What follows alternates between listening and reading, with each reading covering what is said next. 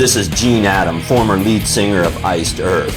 Be sure to subscribe to Podcast and Stone, and don't forget, join our community on social media. Metal lives.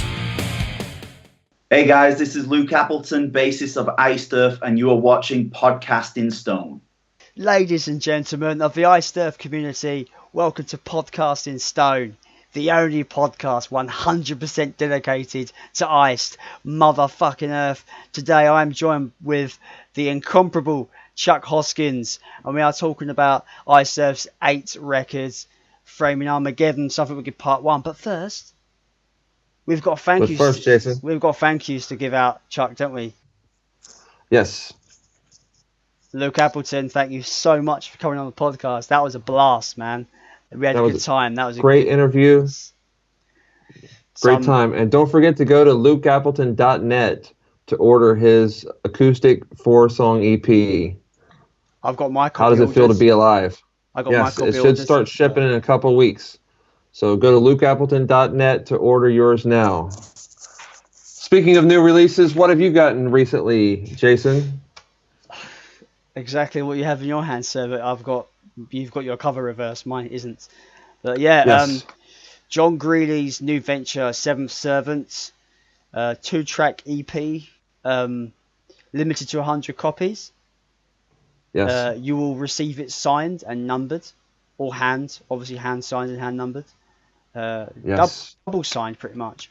Yes, 2 signatures. Yes. So double the value, double the fun. Only 100, and we have the first 2 copies, so there's only 98 other ones out there, so you better get yours. Go to Seventh Servant on Facebook to order now and get two nicely signed John Greeley signatures. And this isn't just this is an awesome EP. I'm telling you, he is the master of the Storm Rider, and he still is doing it. You've got to have this. If you don't have this right now, hit pause and order it, and then come back to us. Exactly what Chuck said, guys, man. Like if you love just straight up, heavy metal, how it should be, the classic kind, then this is a no-brainer. It's a must-buy. I've done a little promo video on the podcast group, and I just say, if you're into that old school heavy metal flavor, that kind of old school blueprint, this is a must-have. Hell, if you like good music with like a positive message, this is a must-buy. And if you enjoyed what John Greeley was doing vocally on Storm Rider, then he has, I can't put into words how much he has just become an excellent and almost masterful singer on this. His vocals are fucking incredible. Yes. To a point where I didn't believe it was him when I first heard it. I was like, is it really? Like, it's that good. I was like, fuck. Yeah. So, yeah, his definitely. His guitar work on it is great. The bass player on it is great. Definitely the first song has some like Maiden type bass lines in it. Yeah. And the second song is just it is my favorite. I listened to it like 5 times the other day going home from work. The vocal melodies in the Almighty one are just so... Yeah. They got such It's a so hook. catchy. Such a hook. It's great. Yeah, it's so catchy. You'll be singing it. Yeah, man. So it's great. Buy that. There's some out there, but they're not going to last very long. So order that today. So you can find Seventh Servant on Facebook. Hit them up. Ask that you want a copy. Send them money for our PayPal. It is $25. But I don't see a problem with that when you're getting a hand numbered limited item that is signed by the band and twice signed twice. If you look for Greeley on eBay signed stuff, you don't see it. So it's not like that stuff's out there oversaturated. It's not. So go get it. It's exclusive. Get on it, guys. It's fantastic. Don't regret it. And another side note, Gene Adam, the singer of the first Iced Earth masterpiece. I talked to him just today. There's 10 copies left of his the first run of this CD, Jacob's Well. It is upside down, Jason. I have a copy as well. So if you need this for your collection as well, there's only 10 more on the first edition. So go to Jacob's Well on Facebook and hit him up, and Gene would be happy to sign it for you as well. So So get that. That's it's acoustic. It's not in your face metal, but it's very positive, and I love it. I listen to it all the time. And again, Jacob's well. And again, Gene Adam has excelled himself as a vocalist. His vocals are great on this. So amazing. I highly recommend it as well. So yeah. Your Iced Earth collection is incomplete without it.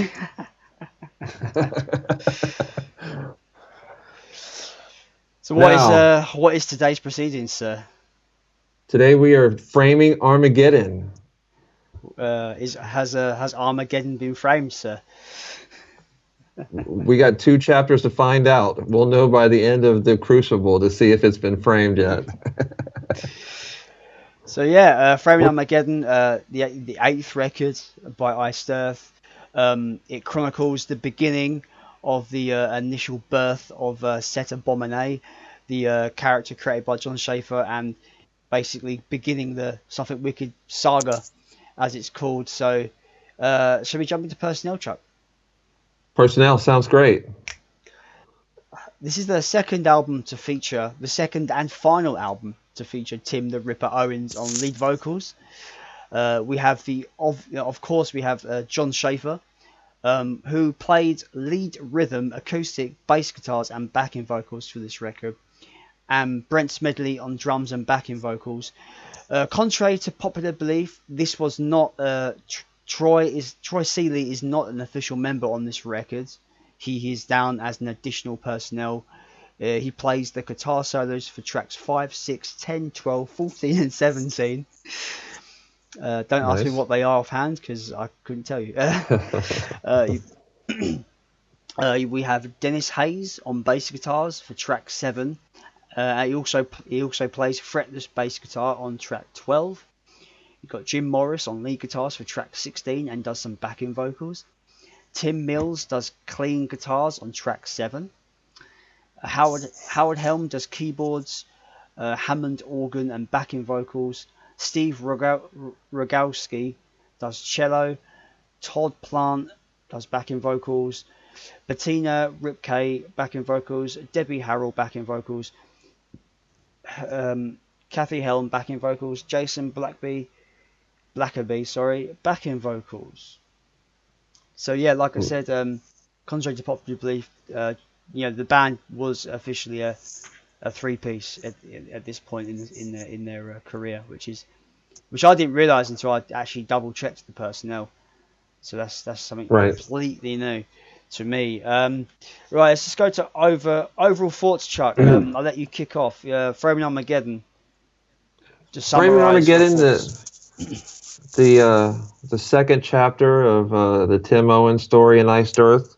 It's a really good album. There's some parts of it that aren't that great, that are kind of stock throwaway musical intros. But there are some Iced Earth gems in there. You just got to dig around and for them a little bit. But Tim's vocals are great on these. There's some really good songs on there. 10,000 Strong is a song that is one of my favorites of Iced Earth. It's got an amazing cover. Set looks great. It's a really good album. And we're going to go into our thoughts on each song. Like I said, I think there's a lot of kind of the musical intros are kind of a little too much.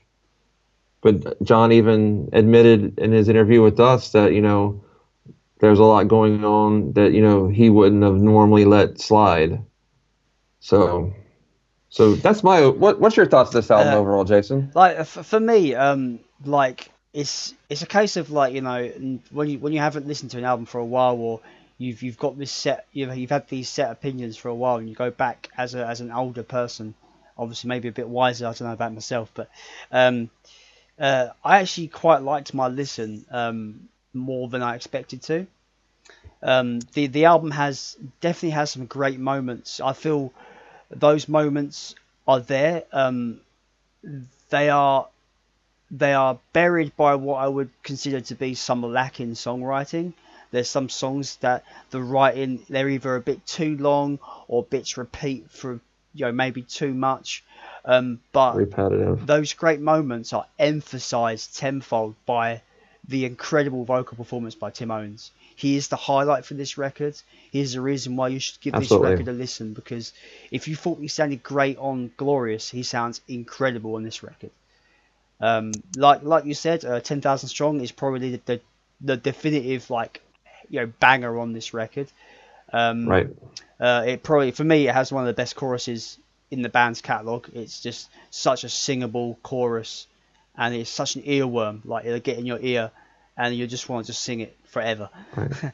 I kind of wish there was more songs like 10,000 Strong on this record, because I feel it's obviously they led with that song when it was the first song they put out. They led with it, so I feel it kind of summed up what the record was going to be, but it didn't really deliver on that, in my opinion, which is a shame, because I feel if they had more songs in that similar kind of mould as 10,000 Strong, that the album would have been stronger. No pun intended, would be stronger. Right. I think The Clouding is probably my sleeper hit. It's my favorite performance by Tim. I think his vocals on that are tremendous. Going from the soft kind of like human viewpoint and changing to that really evil sounding sentient where he's laughing, and it's just seamless. It's incredible. Like he does it so well, and I can't big up Tim Owens enough on this record, man. It's just he carries this album. I'm just put it that way. Absolutely. I think the kind of the Iced Earth signature riffs and gallop is absent a little bit. There's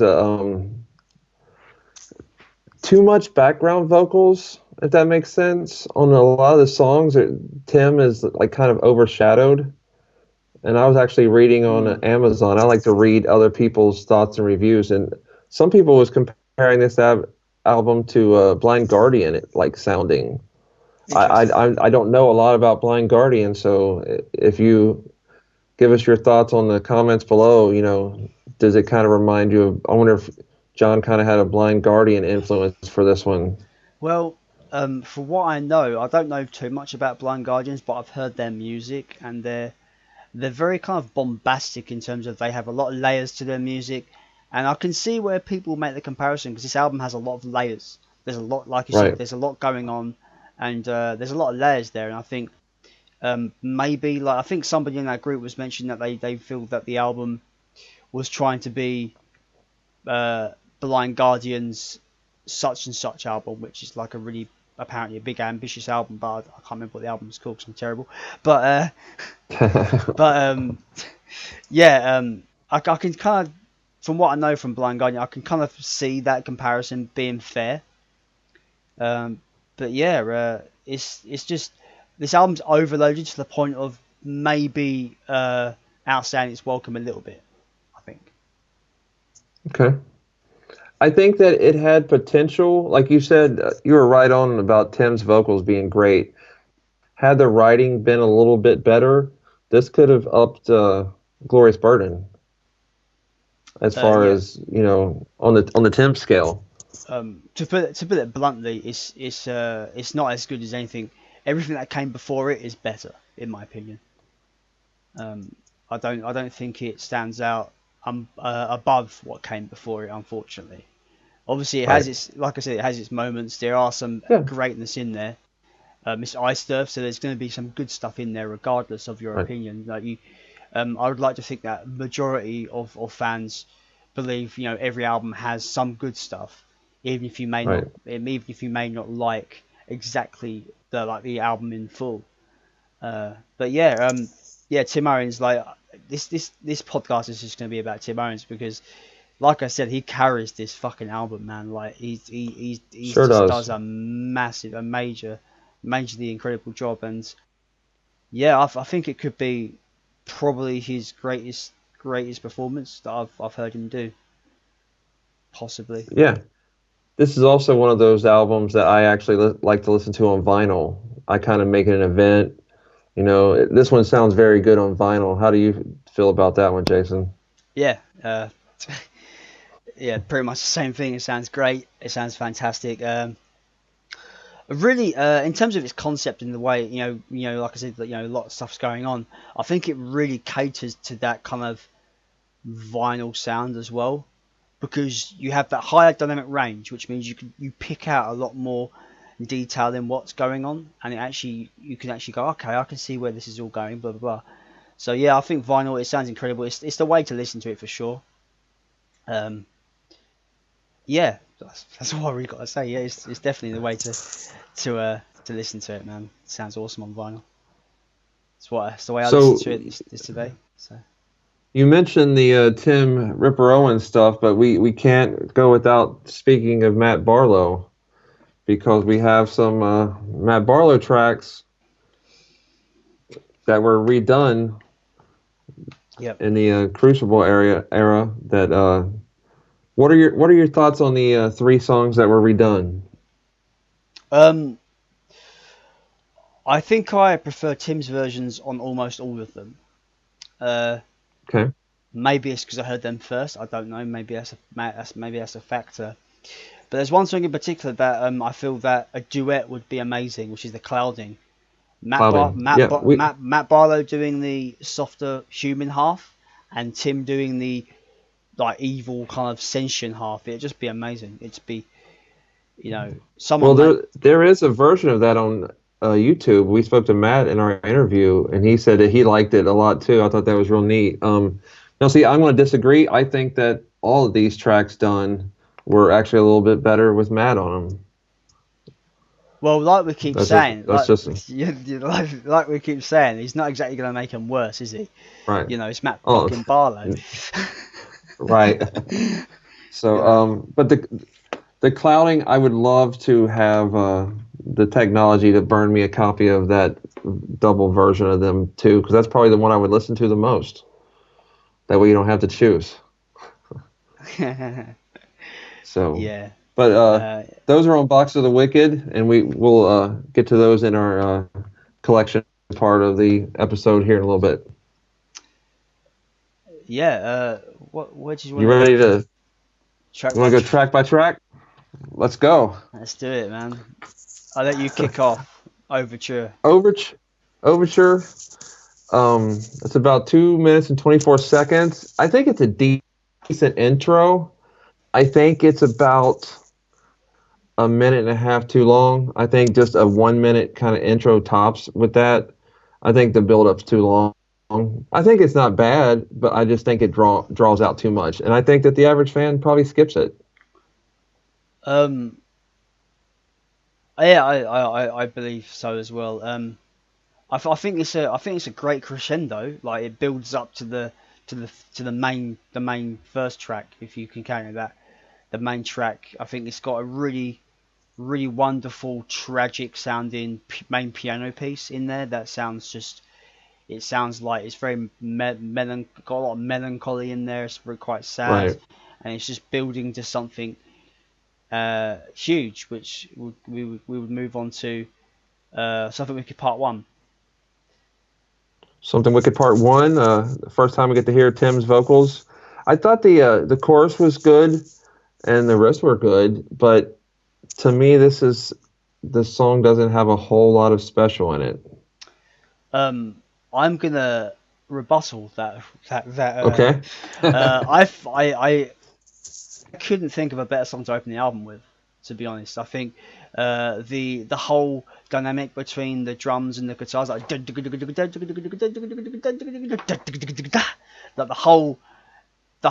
technicality of that opening riff and stuff, and the drums and all that, it's just so good. And hearing Tim sing those, I forget the lyrics now. I see clearly now, a painful vision indeed, an attempt at genocide, 10,000 years of pain. That I just think like it's fucking awesome. I just think it's the riffs are in there. It sounds awesome. The vocals are fucking man. Some of my favourite vocal parts in a song is from this in terms of Tim Owens, and the only negative I have about this song is it's a bit too long. At 5 minutes 3 seconds, it's a bit too long. It could be a bit. It could have been shortened down to maybe a 3.5 minute song. But yeah, it's still great. It's like it's up there with some of the best of the record for me. that brings us to Invasion.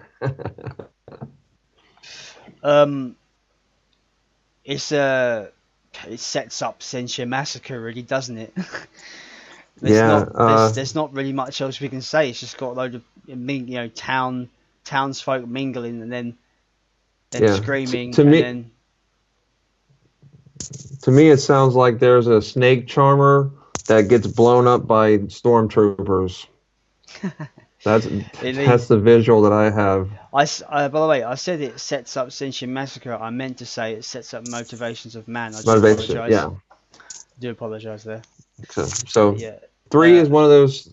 At least it's shorter, but there's, like I said, it's not really a song. It's just an intro. Yeah. So Motivation of Man. It's a great 1 minute and 34-second song. I think it's great. It's evil. It's just kind of like, it's trying to show what man is a bit selfish and a bit like I like it. I like the vocals on it. I think it's heavy. I quite like it. I can't help but think of this when I listen to Motivation of Man, and I always listen to Seti and Massacre afterwards. Why wasn't that just one song? Because it's the same rhythm. Why, you know what I'm saying? Why wasn't that just one song? I don't get that. I'm sorry, I'm not John Schaefer. I can't answer this question for you. But I think it's great. Great chorus. It's one of the best off the album. I think those 2 songs together are great together. Yeah. I think it's got. They are good back. Chugs along nicely. Great chorus. I love them. I think that ultimate knowledge, ultimate power for man. Right.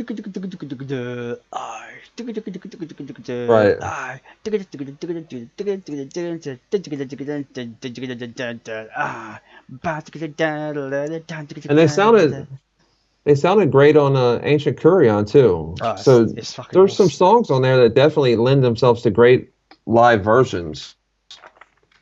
Yeah, man. Yeah, Sentia Massacre. So anyway, I kind of 2-parted that one. I think that they're great together. I couldn't imagine just listening to one part of them. I think that I consider just one big song. It's just in 2 tracks. I like it though. It's to me, it's one of the highlights. My thoughts are basically, I feel that Sentia Massacre is the first quote unquote true Iced Earth songs on the album. If that makes sense to you, Chuck. Yeah, exactly. Absolutely. Traditional Iced Earth song. Right. I think it's really good. He screams at the beginning are just fucking ridiculous. Yeah.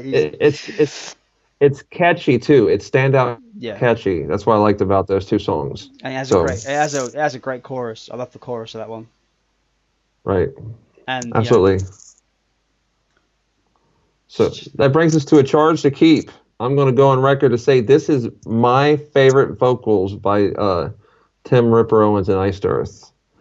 I just love the way he sings it. He doesn't yell it. It's just it's a good mid-tempo kind of, it's catchy chorus. It's just really, really good. And I think it sounded great on the live Festivals of the Wicked when they introduced it as the first time they played it. I thought it sounded great live.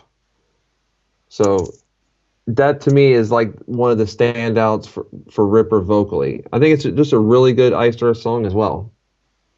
Yeah, I agree. I think it's great. I love the riffs on it are really good. Like it's just that mid-paced chug.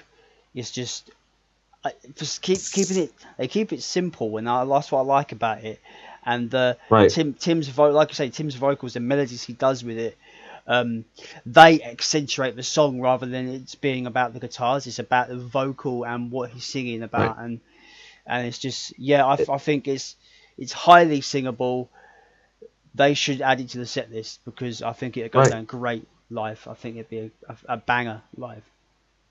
Yeah, it sounded great. I think that Stu would knock it out of the park as well. Yeah, man. Stu. I can't say enough about A Charge to Keep. If you're not familiar with this album, definitely check out A Charge to Keep. So, Reflections.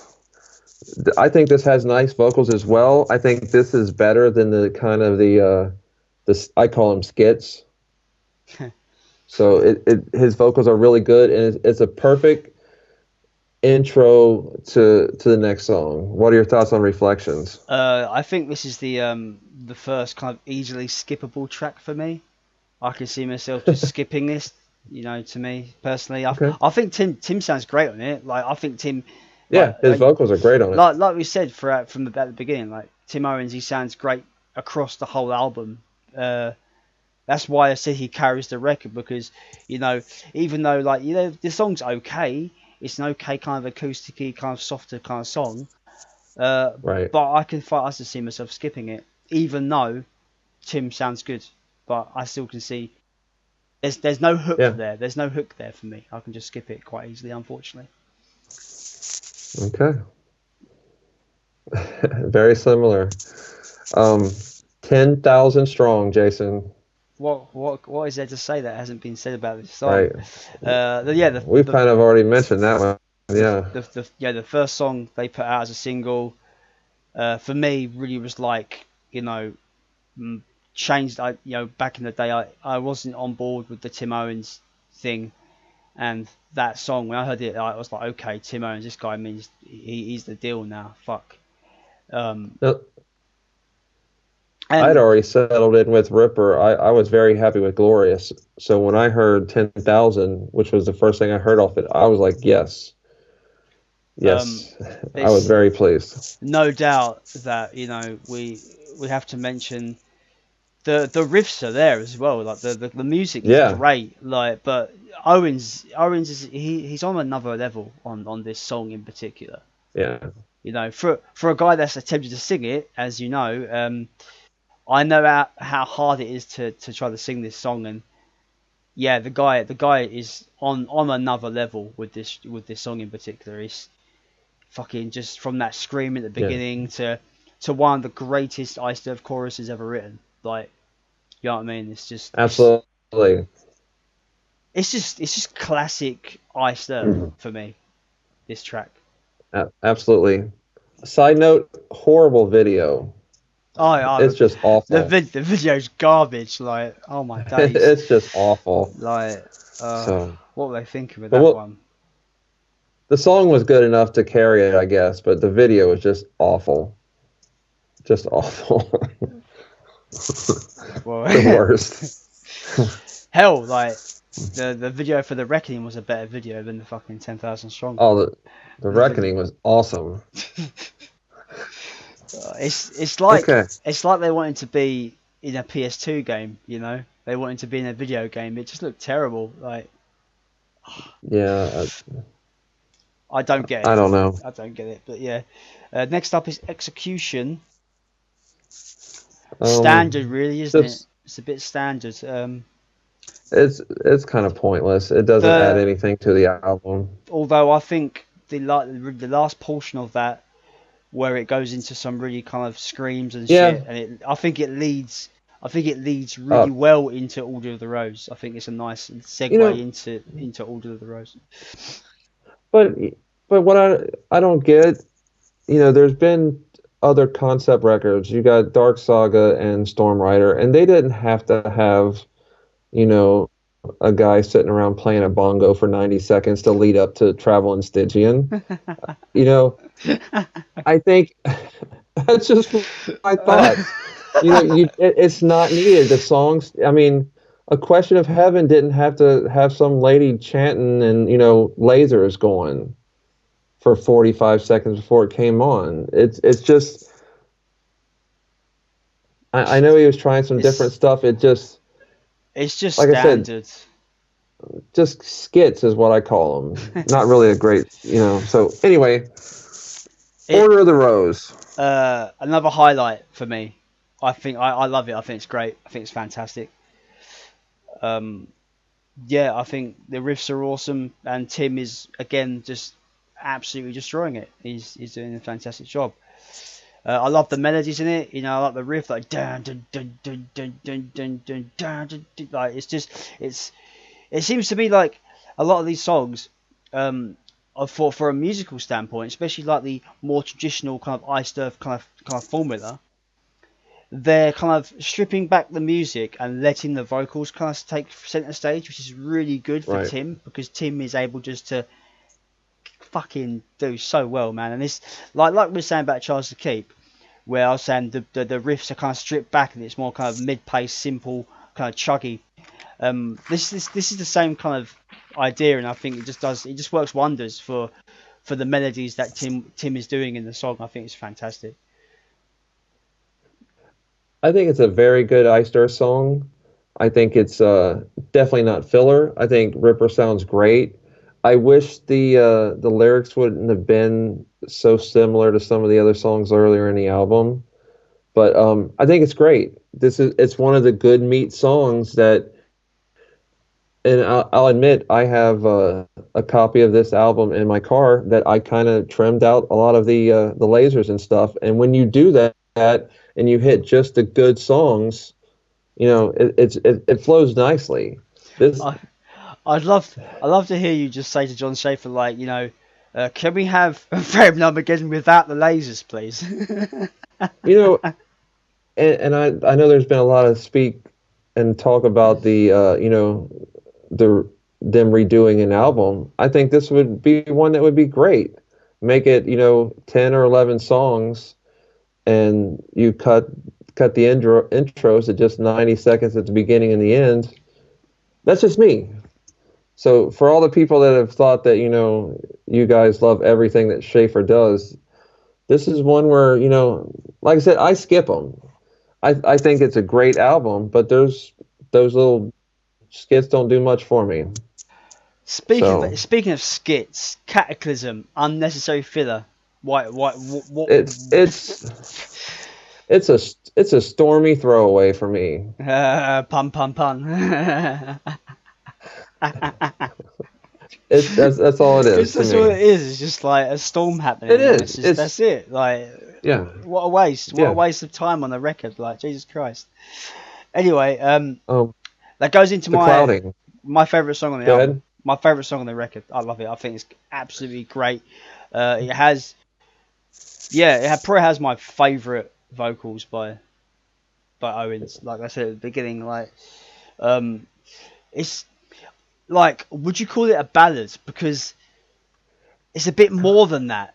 It's a bit more than a ballad. It's got a softer moment, but it's a bit more than just a ballad. And I just think it has melancholy-ish. I don't know, and not the song title. It's just just melon. It's hard to describe it. It's just a good song. Yeah. I love the lyrics from the humans portion of the song, from the human viewpoint.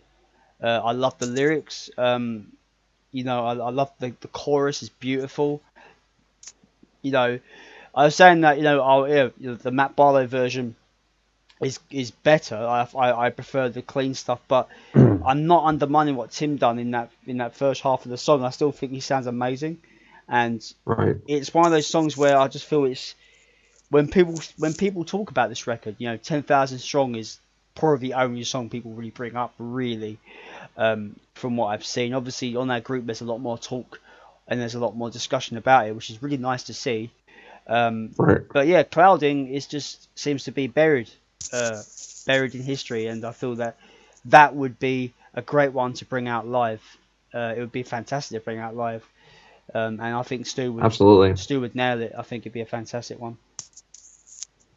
Absolutely. It's a great song. Like you said, it's kind of gets buried. I'd love to see him pull it out live. One of Ripper's best for sure. Number 13, Infiltrate and Assassinate. What are your thoughts on that one? You said the wrong name. It's called Infiltrate and Assimilate. You know what? I got my notes. I just got them. My handwriting's bad. So yeah, that's what I meant to say. Okay. Assassinate. I'll let you off. Thank you. It's okay one. To me, it's probably the worst vocal track on there. to me, it's just very forgettable. Obviously, I forgot it. You're going to disagree with me on this one? My eyes went out. I was like, "You fucking kidding me? The vocals are amazing on this song. Like, are you joking? Like, it's another favourite for me. I love this song. I think it's great.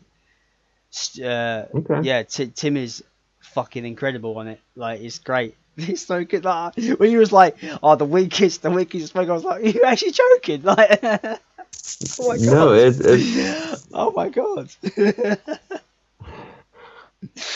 Wow, I've never been shocked by a comment from you before. I'm like, really? Wow. That's why we do this, man. Like, it's great to have these disagreements, it's but always chat neat to about hear, it. yeah. It's cool. Like, it's okay. It just doesn't stand out. Obviously, I forgot the name of it, so. And I have to be honest, this is the first one where I had to do notes because there's so many of these little things these songs that I don't know the titles for. I haven't had to do notes for any album up until this one. So, yeah, like even me, like, that's why like we were meant to do this episode a week ago, and like obviously I just wasn't prepared for it, and it's not an album that I would have remembered very well, just off the top of my head. So like again, like just an insight on the behind the scenes show, like I've done notes and stuff, just to be prepared for it because there's so much information to consume for this album. And I understand where you're coming from, Chuck. Though. Oh well, that was interesting. Yeah, it's not bad. It's just, to me, it doesn't stand out. That's, and I don't think it's necessarily a reflection of his vocals. There's just no meat there that brings me to that song. That it's just kind of stock. Okay. I mean, when I listen to the vinyl, I listen to it, but I don't say, yes, that's on. I'm so happy. Fair enough. That's just me. Fair enough. Fair enough. That brings us to Retribution Through the Ages. I'll let you go first. It's good. It's solid. I like the chorus. For some reason, in my brain, I'm thinking to myself, even though I don't think it's great, I don't think it's as good as like The Clouding or 10,000 Strong or anything like that. Right. I think it's good, but in my head, I feel like even though it doesn't stand up to those songs that I said are highlights for me and my favourites, for some reason in my head, I feel that it would make a great live song. I think it would go down really well live, for some reason. Okay. I'm not sure why. It's just a thought I had for some reason. I like this song. I think it's not a standout and it's not at the bottom. The chorus, it's funny you mentioned the chorus. I think the chorus has kind of a Glorious Burden feel to it. Like when I hear this song, if you would tell me that we wrote that, during the Glorious Burden period, I'd be like, I knew it. So and that's a good thing because I absolutely love the Glorious Burden. So I think it's a good song. It's definitely worth a listen. If you're not familiar with it, check it out for sure.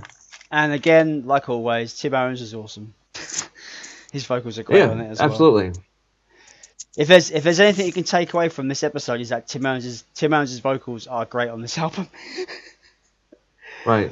That takes us to Something Wicked Part 2. I'll jump right in. It's okay. I can take it or leave it. There you go. That's my review. It's 3 minutes with no vocals. It kind of sounds like the background vocals or the background music if you're like watching a safari or something in Africa. It's not bad. To be 3 minutes and have no vocals, I feel it's a bit long. Yeah. I think it's a bit long. It's a complete throwaway. Next. Domino Decree. I like it. I don't love it. I think that there's too much going on in the song. I think it covers up the good parts of it. I think there's too much going on. See, like, I'm a bit mixed bag with it. I think that's the best way to put it. Is a mixed bag. I think it's too long. Right. 6 minutes 36 seconds is too long. I like some of the riffs. I think some of the riffs are really cool. I like the beginning portion of Tim's vocals are quite evil and snarly and quite nasty looking. But it has this really strange kind of jazzy circus kind of keyboard bit in the middle. I'm like, what the hell was this? Do you know what I mean? Do you remember that? You know? Right. Like, what's this about? Like, so I thought I was listening to Iced Earth, not Night of the Circus. Jesus Christ. It's okay. It's a mixed bag. I still think Tim sounds really good on it though. Right. But you know, that's the message of the whole episode, really. Framing Armageddon. What are your thoughts on that one? Classic Iced Earth. Amazing riffs. Bringing back the galloping again. Tim Owens again is fantastic. For me, the highlight though is the solo by Troy Seeley. Oh my god, it's just, he hits some notes that you just want to orgasm over, man.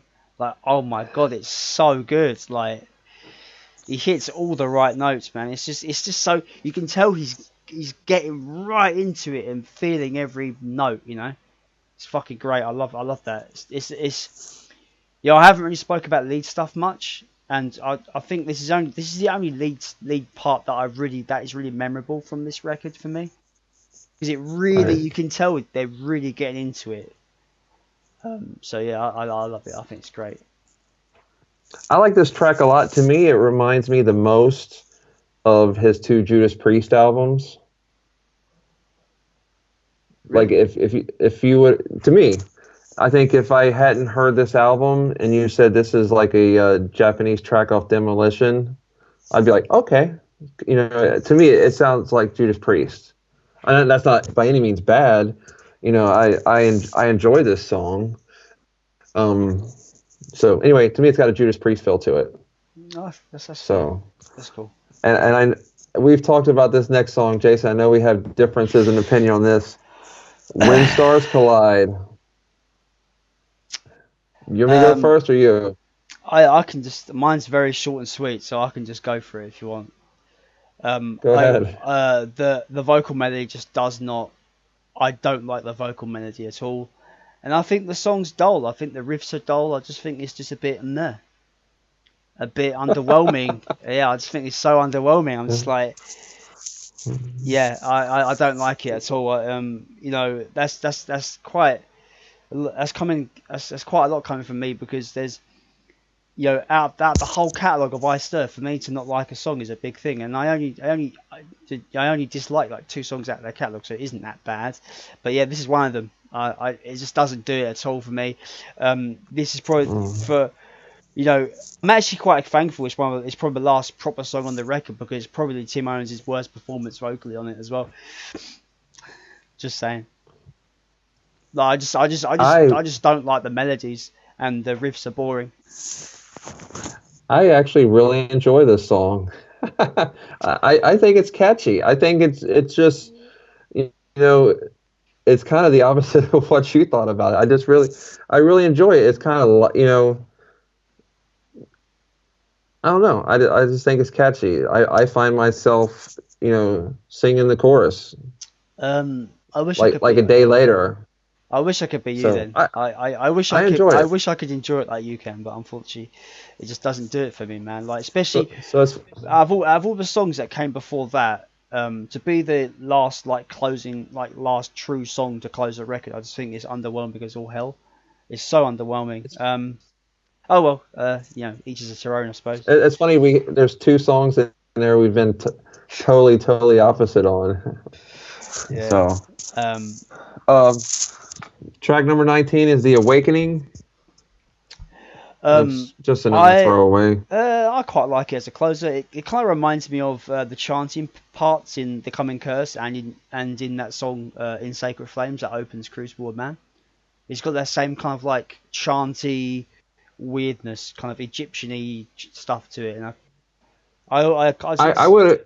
It kind of just reminds me of. I would have liked it a lot more if they would have just done the intro and the outro, in my opinion.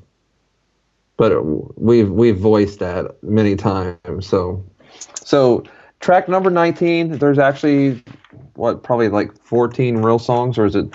I didn't put a count on there. But Something Wicked Part 1 you can count as a song.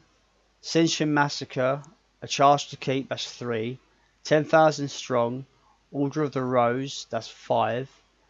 The Clouding, Infiltrate and Assimilate, that's 7. Retribution Through the Ages, The Domino Decree, that's 9. Framing Armageddon, and When Stars Collide, that is 11. So 11 true songs. So it is like, it kind of is like an album in there, like a complete album in there of actual what I would consider like true, just, songs. Right. So if I was going to redo it, throw a little intro on there and 11 songs. That's just me.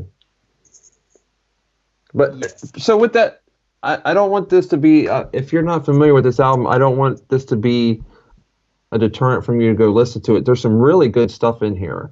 And there's some non-normal Iced Earth songs. I mean, there's songs that you hear it and you immediately know, I mean, it's got that Iced Earth formula to it, which is great. I love that formula. But there's some differences in there. There's some, like The Clouding and, some of these other songs that's different in a good way. It's good to hear different, it's not like the album before it, and it's not like the one after it. And I love that about Iced Earth. They always evolve some while keeping that same flavor. Yeah, that's what makes them special, absolutely. If this came out and it sounded exactly like Glorious, then we'd be like, wait, wait a minute, why is it sounding? If it came out and it was just Glorious Burden Part 2, I can imagine we would have a problem with that, because we're so accustomed to Iced Earth pushing the envelope and keeping their core sound, but kind of pushing the boat out to see how far they can go with new sounds. That's what I love about the bands. When we were talking to Luke about Incorruptible and how that album to me is quite stripped back, like raw, stripped back heavy metal. You look at that, even though that's like, to me, it's just kind of like back to basics heavy metal, it still doesn't sound like anything they've done before. It still sounds fresh, That's what I love about this. They can just, and I do applaud John on what he tried to do with Framing Armageddon. The album is ambitious, really ambitious. Right. And I can't imagine the stresses of what the production took to put it together. Like, it must have took long days, sleepless nights to really kind of put this record together. And looking at the notes, it looks like he was basically doing all the music and lyrics for the whole album. So he didn't have a lot of help and input like he has with Matt and Stu and in the past. So all of it was on him. So we touched on before, he had a lot going on personally. There was a lot of tragedy and stuff in his life. So with that being said, there's a lot of really good stuff on here. Yeah, I agree. There's a lot of gems, like I mentioned, Order of the Rose, The Clouding, not obviously different to you, but like Infiltrate and Assimilate, I think, is a highlight on there. It's just, there's some really great songs that go forgotten because they're on this album, if that makes sense. Mm-hmm. Right. Do you know what I mean? Like, I think this album is, I know we've got a lot of fans of this album on that group, which is great to see. I love to see. I love seeing albums that don't necessarily get the love they deserve, get the love, because I feel like I said in the past, like every Iced Earth album deserves to be listened to because they're great in their own way. Like I said, for me, this album is not as good as what came before it, but it still is a chapter in the band's history that has some incredibly great songs on here. And Tim Owens kicks ass on it. And like I said, Tim Owens is the reason to listen to this album. He really does spearhead this record. And the sad thing I find, though, is that I've got friends who they don't like Tim Owens, so they choose not to listen to this. I generally think they're missing out on some really good songs here, which is a shame. It's a big shame. I feel they should give it a second go. If you're on the fence of whether you want to listen to this album again, or maybe you're not sure about Tim and you really don't know whether you want to listen to his stuff, I'd say just jump in and give it a go again, because I feel that, hell, the album's 11 years old, right? I found it incredibly disappointing when I first listened to this, especially after hearing 10,000 Strong and how promising that single was. But obviously, as you grow up, your tastes change, and I just think, listening to it today in preparation, I was mesmerised by how good some of the songs that I forgot about were. Songs like Retribution for the Ages and Infiltrate and Simulate, those kind of deep cut songs that you really forget, because it's obviously the album's just chock-a-block full of stuff, and just digging out those songs again was just like, wow, this is actually really, some of this stuff is really fucking good, and Tim is just on point. Framing Armageddon. Well said. Framing Armageddon. Ready to see some collections, Jason? You want to start us off? I'm gonna start. I'm gonna start small. Let me try that again. I'm gonna speak English properly. I promise. I will. In promotion, they iSurf put out a little. I don't know if iSurf put this out, but it was put out by SPV. A little promo mini disc with Sencho Massacre on it. Cool little collectible. And I'm going to put it up behind just to kind of see that's how small it is compared to a normal CD book. Oh yeah, okay. If you're going that route, I'll go that route as well. There you go. Mini disc. Yeah, it's a cool disc. Cool little mini disc. It's quite tiny. I got a nice. Mine's bagged up, so I can't get it out. Thank you, Bill Owen, for sending me this. He said he went outside one day and it was on his front porch. Somebody had just put it there. Didn't know where it came from. That's very strange. So, yeah, right? And thanks for this, Bill. The irony of that is that Bill was never in iSurf, so that's quite strange. That is strange. Because I made that mistake. I generally thought Bill Owen was the original lead guitarist of iSurf, but I was wrong. He wasn't in the band when they made that transition. So I was like, oh, okay, interesting. But yeah, that's a cool little collectible. It's not actually that hard to find, is it? It's actually quite easy to find. No, they're always on eBay. Yeah, and decently priced, I think. Yeah, they're not about not 12 expensive. shipped. I didn't buy mine. An ex-girlfriend bought me it, which is quite funny. I think she bought a magazine. It came with a magazine or something, and she gave it to me. She knew I liked iSurf at the time, so. Okay. I think that was that was a couple of years after the album came out, so I think it was post Crucible. I think I got this. Is that group's name Angel that's on the back of there? Hmm? The writing is so weird. I can't see. Is that Engel? Engel. Okay. Yeah. Okay, so that's a cool thing. If you don't have it, very decently priced. I have the regular digipack of the records. Some awesome artwork. Cool artwork. As always. Absolutely. Man, as always. One of my favourite. I love that Hourglass set. I think it's awesome. Yeah, me too. My disc is upside down, but I will. And you've got his dogs. Does he ride the dogs or does he just run with them? I never can tell if he's riding them or not, because it looks like he's riding them. It looks like it's hard to tell. It looks like he's running with them. Yeah, that's a good question. Yeah, I like that. To me, that's tattoo worthy. That is. Yeah, I would love to see a Iced Earth graphic novel of just all their artwork when it's all said and done. What, the art of Iced Earth as a book? That'd be amazing. Yeah. That'd be great. So good. So yeah, you've got this as well, right, Chuck? Yep. I actually had a jewel case before, and when I got the box of the Wicked, my jewel case was so just beat up and used for years that I just threw it away. So the only one I have right now is the one from the box set, but I am ordering the 2-disc jewel case soon. I have? I have a funky bootleg from Thailand that I didn't know it was on eBay. It was listed as the Japanese version. It does have kind of like Japanesey writing.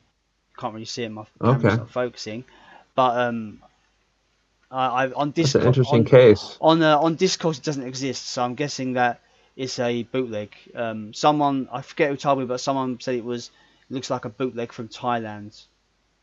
But, is the disc the same? Yeah, it looks all the same. It looks all in order. The only thing that I will say is that the print on the back looks a bit blurred. Okay. It's not that clear. It's an interesting addition, I suppose, to my collection. How is your the pictures inside compared to your other ones? Look at that now. Cheers. And I only asked that because I had a Iron Maiden box set that had, when you open up the pictures on the inside, were nowhere near the quality that they should have been. Looks fine to me. It's all printed up nicely. Okay. Like, yeah. It's like okay. Printed up quite well. That's still a nice little piece. Yeah.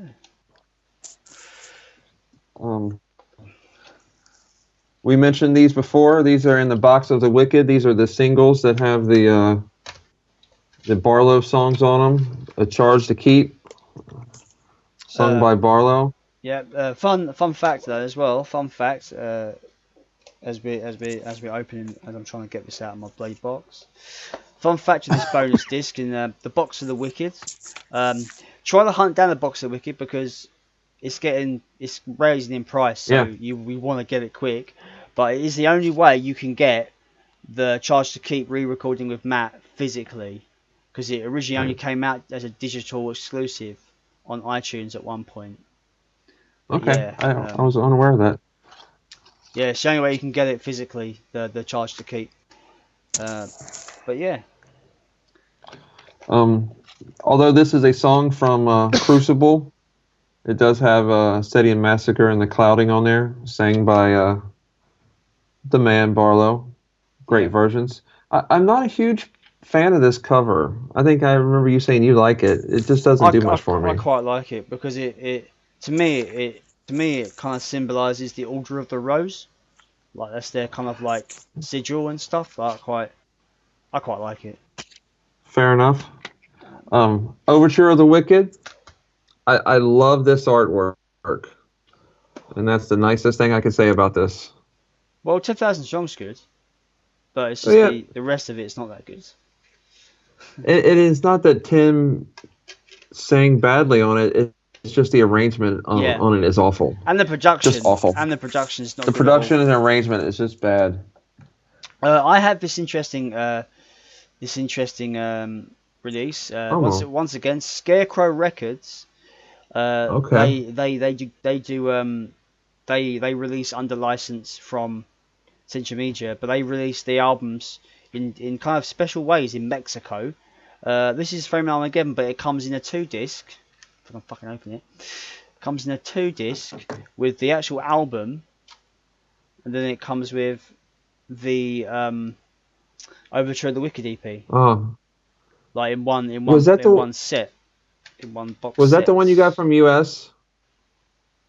Yes, JP led me. That's fairly priced. It's like $12 shipped or something. It didn't cost. That's the next on my list. It didn't cost me much either, so I think it cost me about £6. Yeah. So yeah, it was fairly reasonable. It's the only way. It's the only dual case version I own. So, like he said, if you don't have Box of the Wicked, it's only going up in price. So it's probably averaging around $40 now, isn't it? 40 to 60. Yeah, it's getting silly. But I was fortunate to get mine about a few years ago when it was about $18. So I got mine at a reasonable price. How's your box holding up? It's seen better days. It's a bit like warped. Yeah, mine. I got mine the day it came out, and it's seen better days. Yeah, I got like a crease down there, and it's just like bowing. I think it might just be cheap cardboard. Yeah, it's cheaply made. I wish it it wasn't was. private. Like, I don't like where it's a flap. I'd rather it just be a box with a lid. Do you know what I mean? Yeah, I too. Kind of like this Dystopia or Plagues. Yeah, I don't Dystopia. I don't like the flap. Plagues has the glue issues, which we'll get to later down the line. Again, like Yeah, the booklet, like it has some incredible artwork in it. Like you got the Crucible Man artwork. You've got some really cool poster. Some really like you got a full, really cool figure there for the. Definitely a cool set. I remember getting it. There was rumors, and I can't believe we didn't ask John about this. There was rumors that Barlow was supposed to redo the entire first album, and I'm not sure why. When I say the first album, I mean Framing, not the first album. But I wonder if it was just a time restraint or whether it just got chucked or what. But that would have been interesting to hear him do the entire album. Thing is, I've got a feeling with that because I think it was. I think John did actually mention it. I think it was a plan.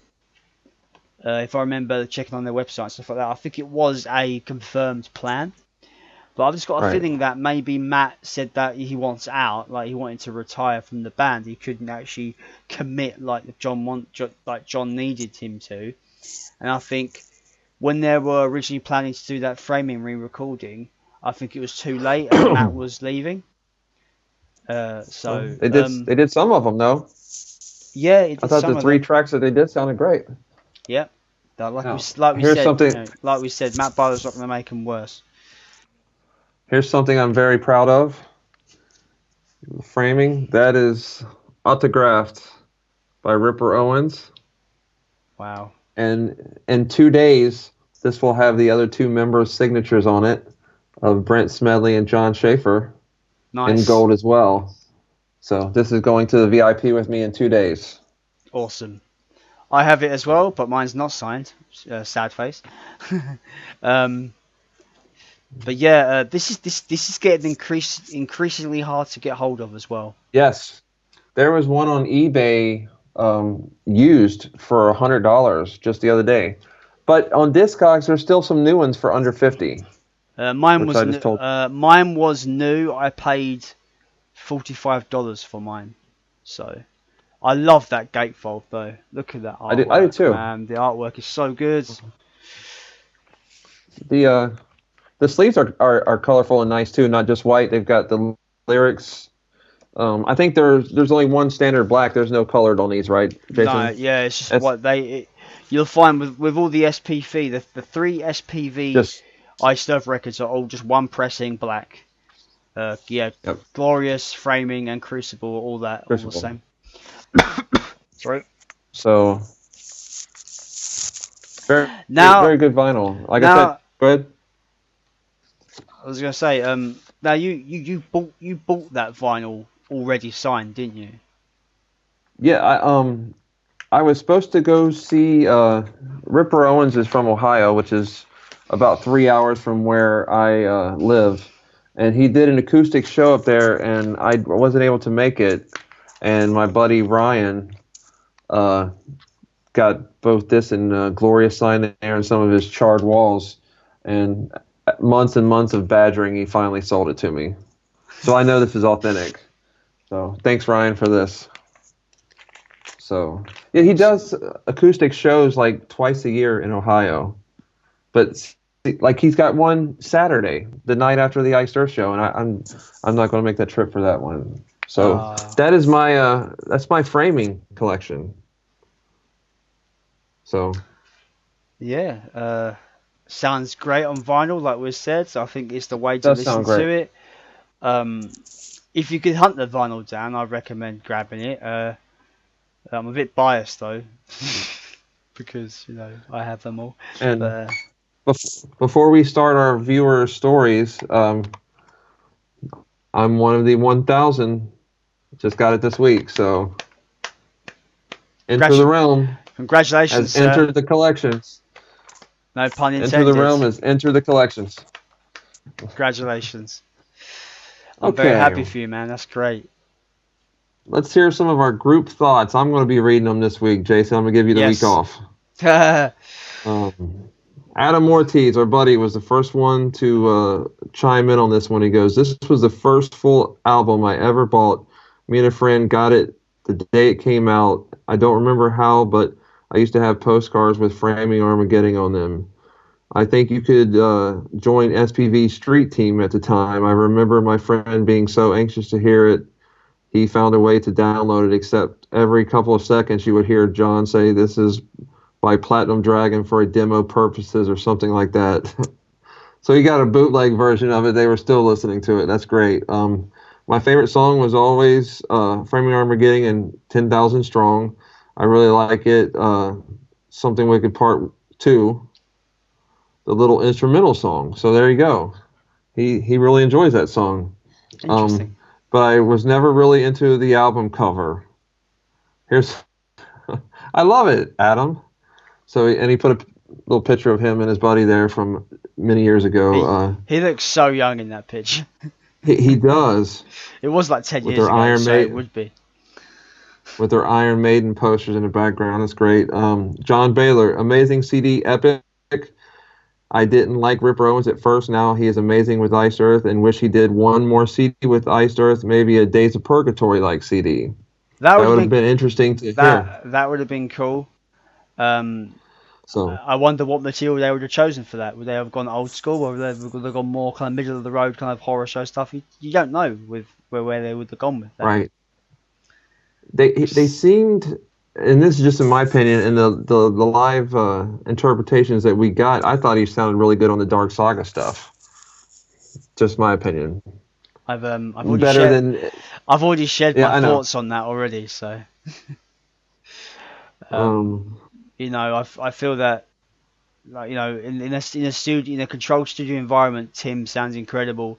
But just going by that festivals, I don't think he sounds good on that festivals. But on a bootleg DVD I have from a glorious tour, he sounds tremendous. So I think he just maybe he just had a bad day on that festival DVD. Right. But see, I love it. That's the one show I listen to the most, just because it's a really good quality Ripper show. So cool. That's fair, man. That's why there's 3 different shows on there. Enjoy whichever one you like the most. Okay, let's continue with. Sorry, my phone's refreshing.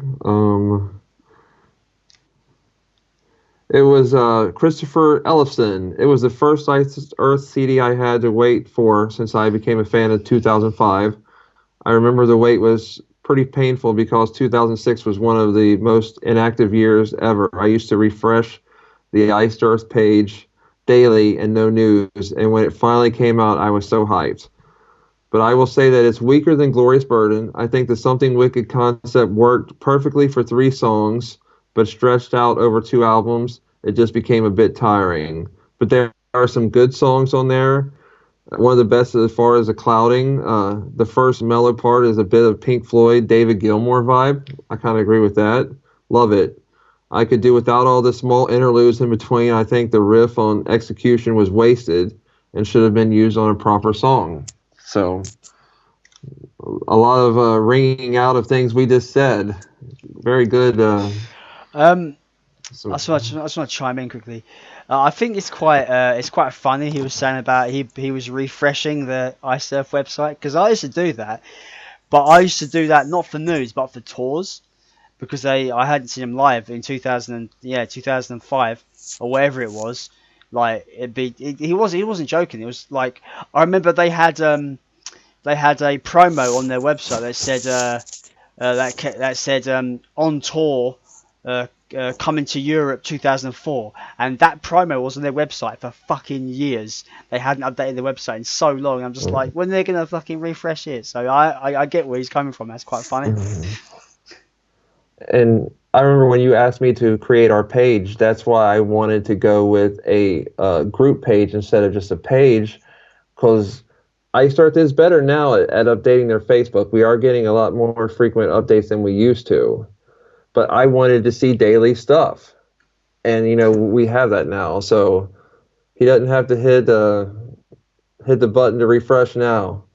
So, that brings me a question, Chuck. Right? Do you feel that there's any reason to check the iSurf website anymore? With Facebook, with Facebook, no. And I don't even know I have Instagram because everything that's on Instagram is already on Facebook. There's nothing on Instagram that's not already on Facebook. So if you follow me and you're disappointed I don't put anything on there, that's why. I never look at it because it's always just a carbon copy of Facebook.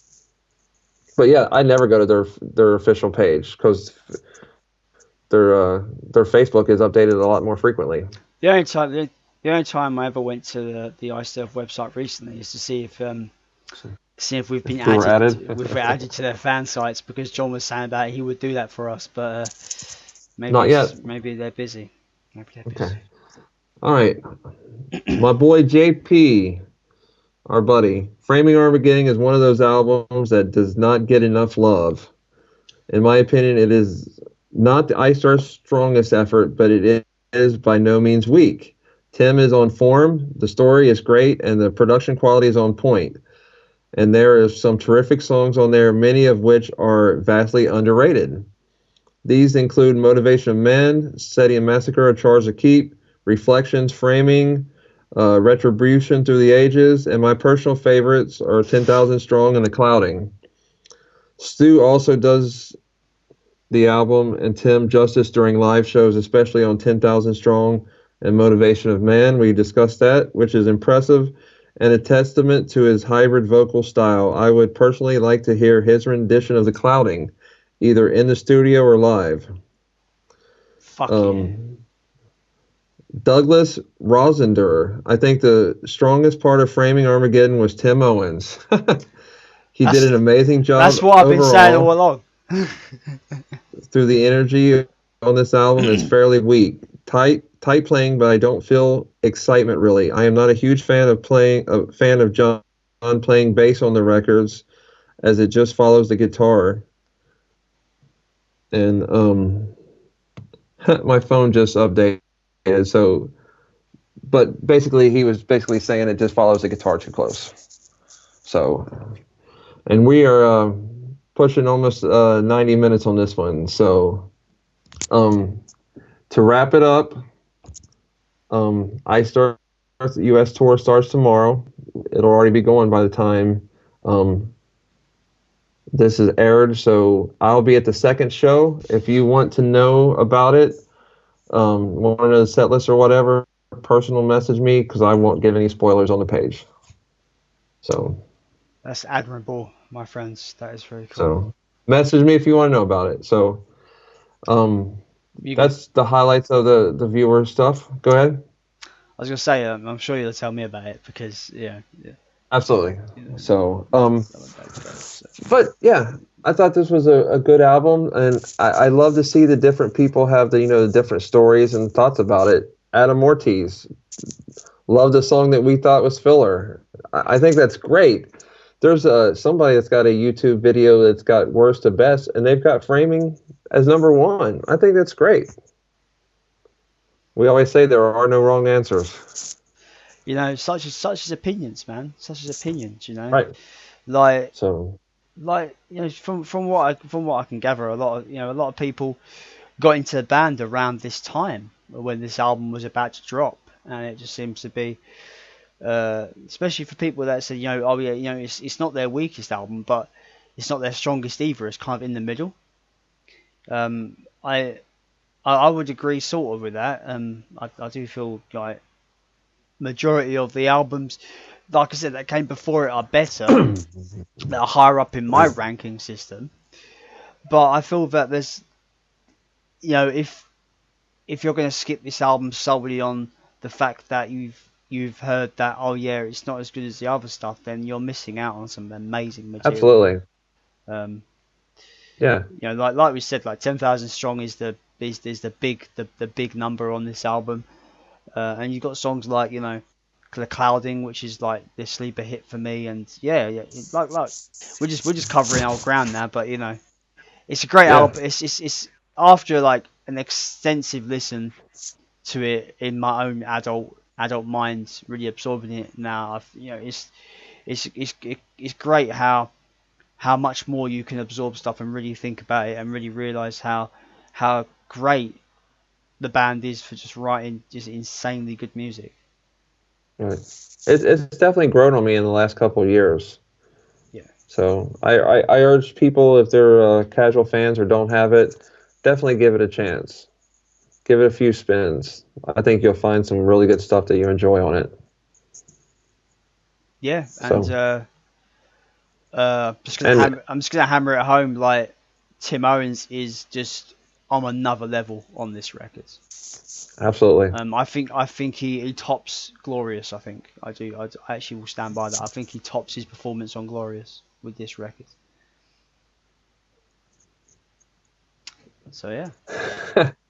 So you're a bit on the fence there. I see. You're a bit on the fence with that. No, that statement. I love Glorious. I think Glorious is darn near perfect. So I cannot put Framing above it. I'm not saying that's bad. I just, like I said, Glorious is very special to me. I'm just talking about like Tim's vocals, his vocal performances across this album. I feel and we're not the only ones. A lot of people in the group thought the same thing, that Tim carried this album.